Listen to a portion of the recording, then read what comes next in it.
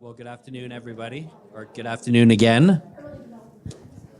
Thanks for joining us down on the fourth floor here. I don't want anyone to think that the ride down in the elevator or down the stairs suggested that we're dropping the quality any of what we're doing. We're just more accommodating than the solicitors, so us litigators can do whatever we need to do to make it happen. We're very pleased to be bringing you this seminar about what to do when your regulator calls. It sounds like a very straightforward question, but as we spend the next 30 minutes or so going through this, it can be a bit of a labyrinth sometimes of what to do and how to get started on things.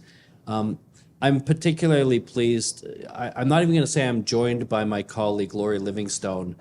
If anything, I'm joining Lori on this panel. And Lori and I have worked together for more than 20 years. We started when we were 13. Exactly. Went back to a fateful day where a very intelligent young woman walked into the interview room at Dalhousie University, and the rest is history. Lori is an accomplished dispute resolution and litigation lawyer in her own right, now specializing in some really key areas, including life reinsurance disputes on treaties. And she's got a couple of those on the go right now. I defer to her on those things. But she's also one of those people that when we're going to war together for a client, knowing that you've got Lori leading the charge with me in the back, rustling things around, you've got the very best that's presenting your position to the regulator. So it's great to have the band back together here. And so let's talk for a few minutes now about what to do when the regulator calls. If some of this seems rudimentary, forgive us, but there seems to be a sequence here to just take it from the top, as it were. So the first thing sometimes that's important is recognizing what is an investigation. And I recognize there's some people in the room that might be aligned with the regulatory function. So this isn't casting aspersions, but we have seen multiple examples in the last few years where someone from the regulator sends a request to an insurer or an intermediary, someone in the broker channel, and it seems like a very benign request, and an answer sent back, and before you know it, a full-flung investigation is underway. And it's because of not recognizing exactly what that first request represented.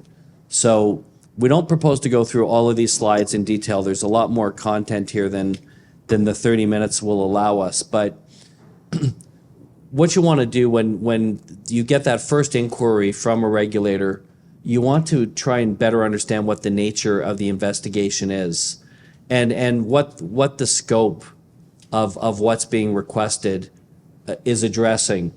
So,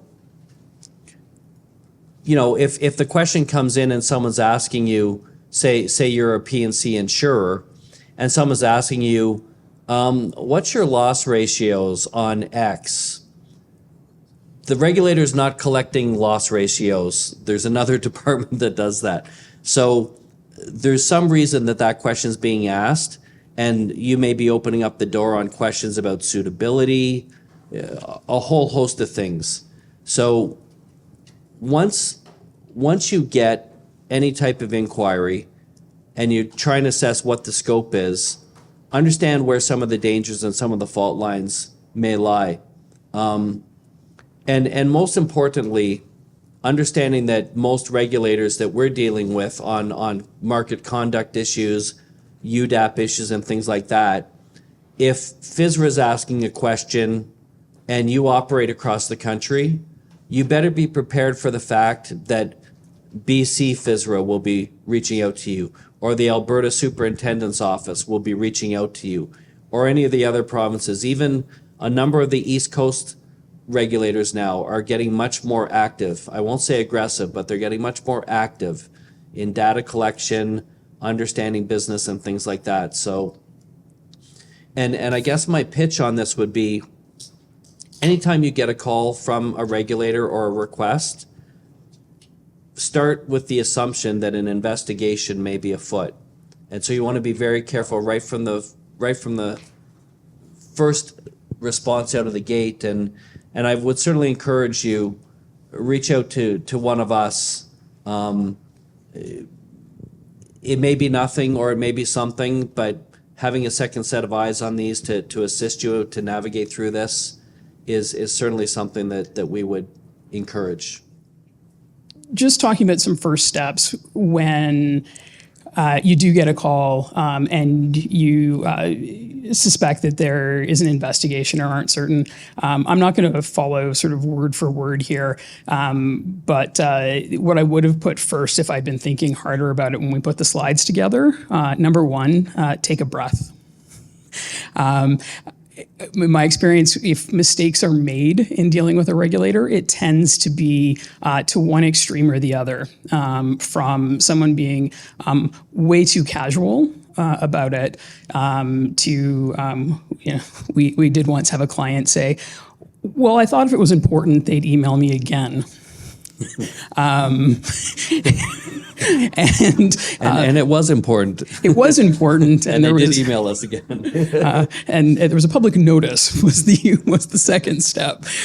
So there's that far too casual side of a response, and then the other side is the panic response, and firing out information as fast as someone can without really thinking about context and what's involved. So yeah, my number one first step is just take a breath.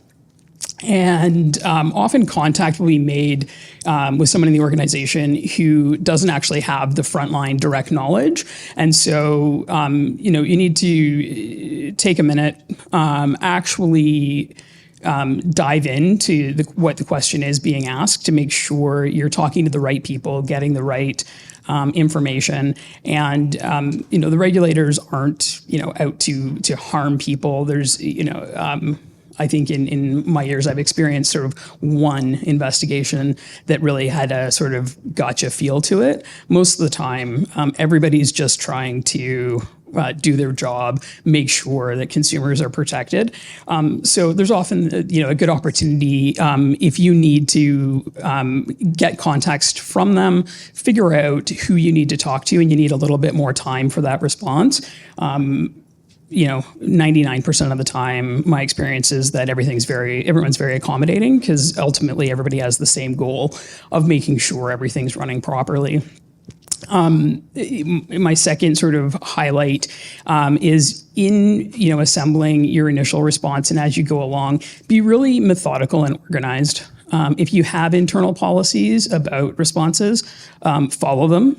You don't want to compound the issue by then not following your own protocols when a request comes in. And do that thinking about who are the people who may be involved, both internally and externally, because sometimes, especially with market conduct things, there are other pieces of the distribution channel, and you may not have sort of immediate access to the paper and things involved there. So think through those people, make those requests early so that nothing is going back that's more of an assumption than something that's been figured out. Also, identify who your response team is going to be, so that you're able to speak with one voice. Think about the internal communications you may need to make sure that the team involved in whatever the inquiry is about understands that this is the point person who's responding. So if there are inquiries coming in, make sure that you're speaking to those people. Because again, we've had experiences where there may be multiple regulators looking at an issue. There may be multiple people within one regulator. And worst case scenario is to have something unintentionally inconsistent going out, again, because you've got different people who may not have asked for the context. So you're getting answers that are correct, but inconsistent going out. And also, pull in your outside experts early if you need to. If for nothing else, that if you call Arthur and I, we are going to be that methodical presence in asking you questions. And sometimes there can be internally, people don't want to ask the hard questions of each other if they think that there may be something that was overlooked. And that's kind of our job. We're not too worried about asking the hard questions, having people think through, process things where they need to. So that's another sort of advantage to bring in your outside advisors who will follow that. And I know there's a couple people in the room who've worked with me before, so you've definitely heard this phrase. But I am prone to saying it's not that the devil's in the details, it's the details that keep the devil away. And the devil is not the regulator, it's chaos, inconsistency, ending up down a track where you're being unhelpful in the response, but totally unintentionally. So that's, for first steps, methodical, organized, and absolutely call in your outside advisors when you need to so that we can help you be solution focused and making sure that you've got the context of the questions that you're being asked and understand how to be helpful in the response. I guess I'm also going to speak here a little bit about documents, because that's another thing that at the outset of anything that you're responding to, everybody's got, for the most part these days, an internal document collection and preservation process, but often those are also document archiving and destruction processes. So if you know that you've got questions coming in, there may be an issue in a particular segment of your business, you want to make sure you are implementing your internal protocols so that the relevant records and go wide at the beginning are being preserved so that you don't have something that's up against your 2-year archiving or destruction policy, and then you don't have the information that you need. Most people have really good policies today about the actual destruction of documents, but something that we've encountered a couple of times with clients is the archiving process. So it exists somewhere, but it's off in archives, and it can be painful and costly to actually get those things sort of released from the digital archives. And if you're able to put the preservation order in so things that don't get archived early, that can be really helpful and a big cost saving. And it's something that until it happened to us, I don't even think we were thinking about the digital difficulty in getting something back from archives. In my mind, it would be very easy. It is not. At all. So if you can, get that fence around your documents early that you may need, very, very helpful. There are really a couple of key considerations when it comes time to respond to the regulator. I don't want to spend too much time on the first, but sometimes you do have to ask the regulator, do you even have the jurisdiction to be asking what you're asking? We've had regulators from provincial specific geography, specific provinces asking about our activities in other provinces. And it's like, well, the Alberta people aren't asking about what we're doing in Alberta, so why is FSRA interested in this or what have you? So sometimes just policing the boundaries of jurisdiction so somebody doesn't create a runaway situation at the regulator is something that you want to do. And also, because some of these things have overlap, make sure that the investigation or the inquiry that's coming isn't overlapping with something that's already been done. And to the points that Lori just raised, if it is an overlap situation, make sure that consistency is your watchword. You can't say one thing to one group in FSRA and a second thing to another, especially on things that matter. When it comes to market conduct investigations or even your own institutional control, anything that you can do that makes it look like you're not in control of your own situation is going to lead to longer investigations and probably more probing ones. You also want to pay attention to the form of the request that the investigator or the regulator is making. Obviously, sometimes when you get an inquiry, you will find that there's not perfect information on the side of the investigator or the person making the inquiries either. And so they are searching or trying to replicate things that they've done in other investigations. I don't want to go too far on this, but you just need to make sure to police the boundaries. If they want to know one specific thing, you want to stay laser focused on that one thing. You don't want to, even for credibility and oath building purposes, you don't want to point to other things in your organization and say, this is very much like what we do over here. And here's all the things we do here, so you can have a look at that too. You want to stay very in line. And then when it comes time to the timing of a response, sometimes you'll get the letter and it's like, we need to hear from you in 2 weeks. And people start working towards that deadline, and you start realizing we're going to be pressed. We're not going to be able to make that deadline. I can't remember a situation where a regulator did not, on a reasonable basis, provide extensions. If you have a reason, it's like, look, we're collecting this information. We need to recreate a database. There's a third party involved. We need to go to them, but we've already reached out, whatever it is. So as much as you want to be responsive, you can't work to unreasonable deadlines, no matter what the person on the other side may be asking you for and the timing of it. So you want to be very careful just in the manner by which you respond. And as Lori already said, we want to make sure that we respond in one voice. We can't have different voices from the organization or your legal counsel or your other advisors giving mixed messages or inconsistent messages. Yeah, there's the inconsistent message issue, and there's also just the regulators have a lot to do too. It is so much easier and more helpful if answers are synthesized and you're able to give them one complete answer as opposed to 5 incomplete ones. It just makes their life easier too. And then just staying on the topic of responding to the regulator and what options you have available, every circumstance is different. So even as lawyers, we tell ourselves, let's not get too wedded to the idea that we only respond in writing or we will only do this by way of formal communication. There are times still where with a regulator you can pick up the phone and say, we're confused or we're concerned or, whatever the issue is. Can we have a dialogue on this? And look, we're bringing our lawyers, so we want to give you the chance to bring your lawyers. That's always a fair point. Just make sure that the field is leveled and they know exactly what you're wishing to do.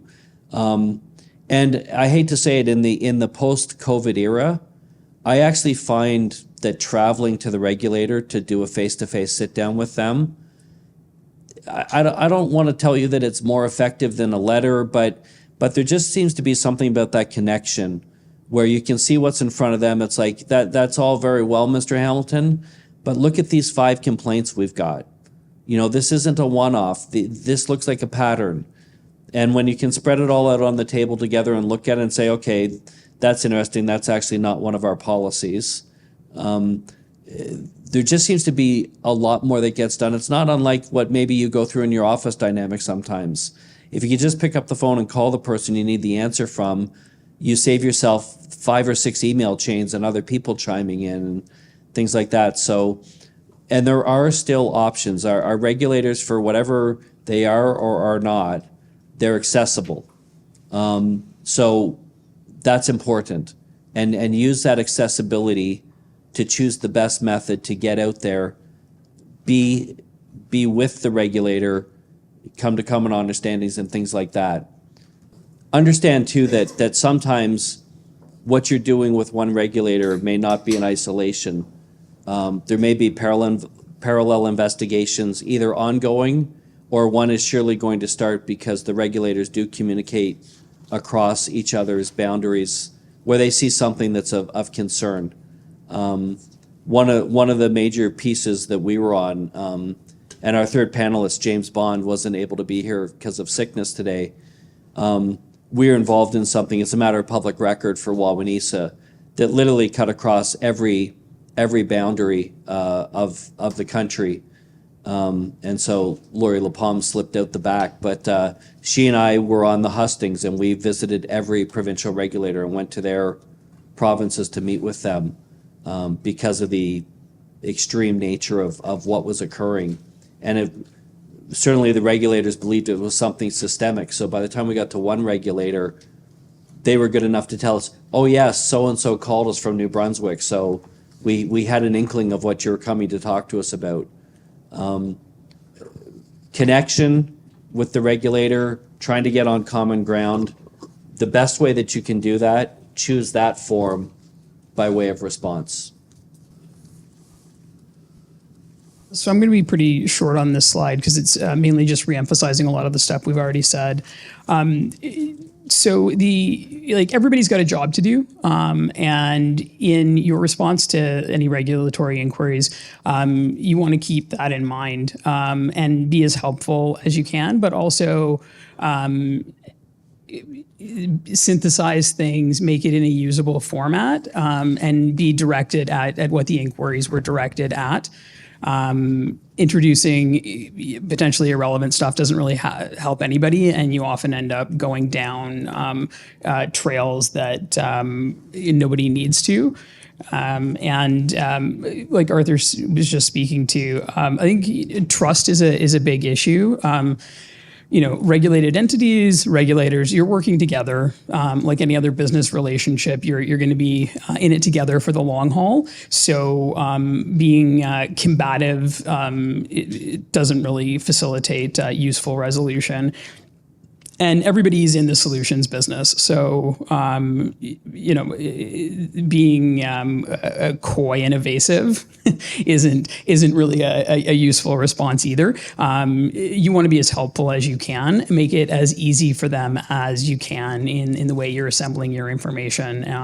And if there is an issue that you've discovered, then be solutions focused and be proactive in trying to address those. And like Arthur said, with the example he was talking about with the one with Wawanesa, there was an issue identified in one province in a distribution chain that high up in the company they just frankly weren't aware of until that regulatory action was happening.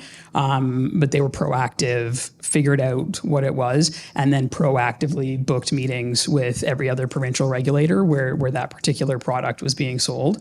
It was a long process in the one province, but a very short one in the others because of that trust, the credibility, the integrity that was there from taking the here's what happened, here's the solution, and here's what we know about that distribution channel in your province. So very, very helpful to be organized and proactive that way. So let's deal with evidence really quickly. We could do a whole seminar just on this aspect of the investigation, but never underestimate that sometimes you get an inquiry from a regulator, and the inquiry is based on imperfect information. Anyone that's in the compliance function of your organization, how many times do you get a customer complaint and they just have the facts wrong? I could not get through for 20 minutes on your emergency helpline. You've got the logs. It's like the person called once and they were connected to our operator in 30 seconds. So sometimes the actual facts and the evidence will help you respond, whether initially or if the investigation is going on throughout the piece. All I would say is, and we could talk a whole bunch more about this, we just had a judge in the Superior Court of Ontario remind us that facts matter and that a decision maker will listen to facts. So you need to spend the time necessary to make sure that you have the information. If there's information that comes from a third party or an external source, don't ignore those facts because you don't control them. if you can get those facts under control at an early stage, also good.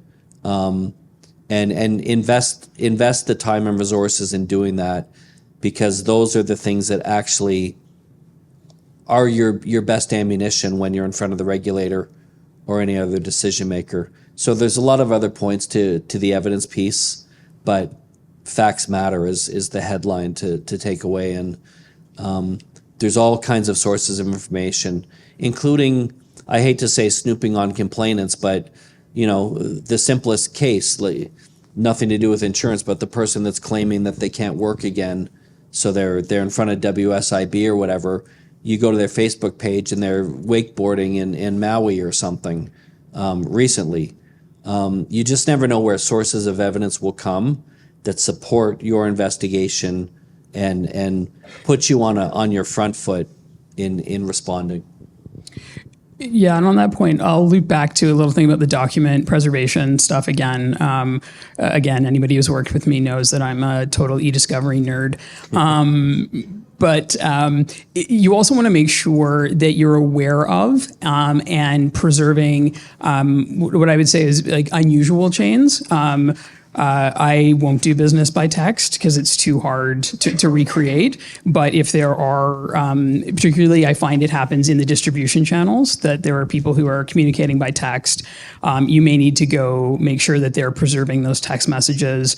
Even things like the inter-app messenger WhatsApp, on all of it. WhatsApp and on X and those things. I mean, high level, my preference is that nobody does business that way, so that I don't have to go chase them down when something happens. But those are questions that you may not think immediately to ask. You may think about email preservation, but if people are doing business through those channels, that is something that's still a document and something that should be found and preserved. My other obsession in document preservation and control is there's a lot of people that have consultants who work in their organizations and effectively in an employee role, but they're an external consultant. Please always give them a company email address to do their business through. It is horrible to have someone's personal email address that you have to go and search through, and it's a nightmare. And just for your own organizational control, you don't want someone's Gmail being how any business is being done. But it happens more than I like, that I find that, so-and-so was only on a 6-month contract, so we just communicated with them through his Gmail. It's worth the small amount of time to get the corporate email for those people so that you control stuff while they're there and while they're gone. Because often you need to recreate things well after that person has finished their contract. And that also leads into the managing reputational risk point. Reputational risk, from my perspective, is all about trust. And there are three sort of stakeholders that you're always managing reputational risk with. You've got the regulator, you've got the general public, because if there is a sanction or anything, that's usually going to be public. Certainly things like a cease and desist order and all of that are going to be very public. And the other one that people don't always think about off the top is your internal people, your staff, your employees. We heard FSRA talking about their whistleblower hotline earlier this morning, and ideally, you don't want anyone in your organization feeling that they need to use that. And so how you respond to any regulator inquiries is going to affect positively or negatively the trust with all three of those stakeholder groups. So you want to be cognizant of that, thinking short and long term in how you're putting your responses together. You want internally everybody to see if there's a problem, we're going to be proactive. We're figuring it out and fixing it. You want that trust level with the regulator.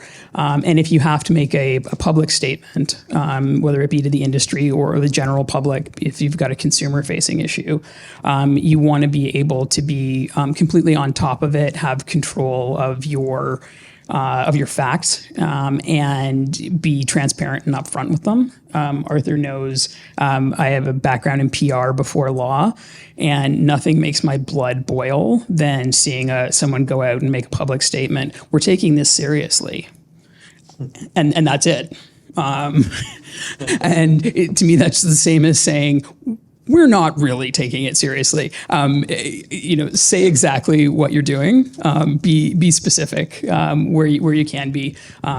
We had this inquiry from our regulator. We're working with them to get the proper information in their hands and to ensure that we've got a resolution that serves all of our customer base, and we'll provide further update when we have resolution. But my thing is always be specific, no platitudes, because it's just not trust building. So I think we've been misled here. We've got a clock in front of us that you can't see that says we've got plenty of time still. Apparently we don't. Is the plenary starting upstairs? Okay. So we did promise to get everyone back to the plenary. So that's probably a good place to leave it. The slides can be available. Happy to, if anyone wants to email us, happy to send everyone the deck and follow from there. But thanks very much, and please call us if we can help.